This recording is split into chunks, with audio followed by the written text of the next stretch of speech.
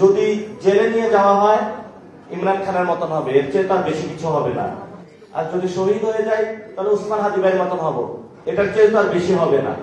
আর রাজনীতির মাঠে যতদিন থাকবো ততদিন আমরা চাঁদাবাজ সন্ত্রাস দুর্নীতির বিরুদ্ধে লড়ে যাব, বাংলাদেশে একটি সুষ্ঠু ইলেকশন প্রক্রিয়া নিয়ে আসার জন্য। এটাতে আমরা কোথাও কম্প্রোমাইজ করব না। আমাদের এখন যে টার্গেট সেটা হলো সংস্কার সভা যেটা, সেটা বাস্তবায়ন করা। যদি বিএনপি এটাতে ওর পার্টির মতো মাথা নিচের দিকে বালুর মধ্যে ঢুকিয়ে চিন্তা করে যে আমাকে কেউ দেখতে পাবে না, এভাবে আমি পরিবর্তন করব, সেটা কিন্তু বিএনপি ওই জায়গাটা তারা করতে পারবে না। যদি সংসদে ফয়সালা করতে না পারে তাহলে রাজপথে মানে ফয়সালা হবে। আপনারা দেখেছেন যে কনসেনসাস কমিশনটা যখন গঠন হলো সেখানে সবগুলো রাজনৈতিক দল বসেছে, তারা একটা সিদ্ধান্তে আসতে পারলো না। পরে বললো যে না, জনগণের কাছে যেতে হবে।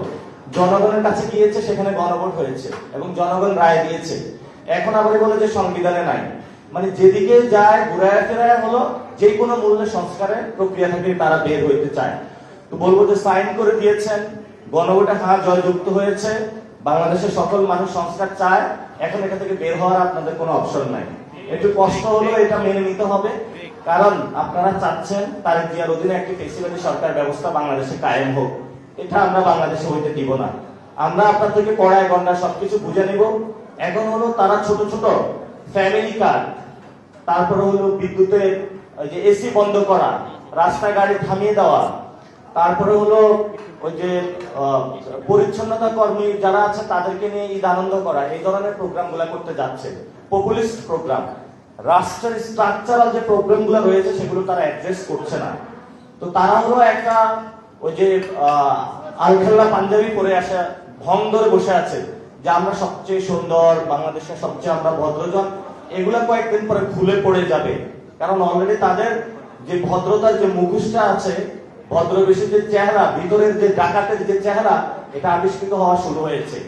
দেখেন বাংলাদেশে তারা সংস্কার প্রক্রিয়ার বিরুদ্ধে তারা সরাসরি দাঁড়াচ্ছে। জনগণের ম্যান্ডেট যেটা ছিল বিচার প্রক্রিয়া, সেটার বিরুদ্ধে তারা দাঁড়াচ্ছে। এবং তারা বারবার একটা কথা বলছে যে রাষ্ট্রপতি, সেই সময় প্ল্যাকার্ড উঠানো যাবে না। রাষ্ট্রপতি ইটসেলফ, প্রেসিডেন্সিয়াল যে পোস্ট, সেটাকে তো আমরা সম্মান করি, কিন্তু রাষ্ট্রপতির পোস্টে যদি আপনার চোর বাটপার একটা খুনিকে বসায় রাখেন, এই রাষ্ট্রপতি তো খুনি। সে তো কয়েকদিন আগে শেখ হাসিনার সাথে মিলে আমাদের ভাইদেরকে খুন করেছিল। আমরা রাষ্ট্রপতির অপসারণ চাচ্ছি না, আমরা একটা খুনির অপসারণ চাচ্ছি এবং তাকে বিচারের আওতায় নিয়ে আসার জন্য আমরা চেষ্টা চালাচ্ছি। তো বিএনপি যদি খুনিকে রক্ষা করতে চায় তাহলে আমরা আপনাদেরকে বলবো আপনারা অন্য কাউকে রাষ্ট্রপতি হিসেবে বসান, আপনারা মির্জা ফখরুলের রাষ্ট্রপতি হিসেবে বসান। আমাদের শিক্ষিত একজন ডাক্তার আছে, ডাক্তার জুবাইদা, উইমেনদের এম্পাওয়ারমেন্ট হবে, ওনাকে রাষ্ট্রপতি হিসেবে বসান, সমস্যা নাই তো আমাদের। কিন্তু খুনি, চোর, বাটপার, ছাত্রলীগের একটা সন্ত্রাসী, তারা এসে আপনি রাষ্ট্রপতি বানাইছেন, এটা তো হইব না। এবং এই রাষ্ট্রপতিকে অবশ্যই তার পোস্ট পদবি থেকে যাইতে হবে। এবং বারবার বলা হয়ে থাকে যে তখন আপনারা কেন রাষ্ট্রপতিকে সরান নাই, ওগুলা এমনি কনস্টিটিউশন বুঝে নিজের বেলায়, কোনো অন্য সময় কনস্টিটিউশন বুঝে না। রাষ্ট্রপতিকে যদি তখন সরাতে হইতো তখন স্টেটের কোনো কিছু থাকতো না, পার্লামেন্টও নাই, স্পিকার নাই। অর্থাৎ রাষ্ট্রপতি যদি চলে যায় অভিশংসন, সেখানে তো স্পিকার রাষ্ট্রপতি হওয়ার কথা, সেই সময় তো স্পিকার ছিল না, এখন তো স্পিকার আছে। তাহলে সেখানে তাদের গড়িমসি কোথায় সেটা আমরা জানি না। এই জন্য আমরা বলবো চাঁদাবাজি, সন্ত্রাসী, দুর্নীতির বিরুদ্ধে আমাদের লড়াই চলবে।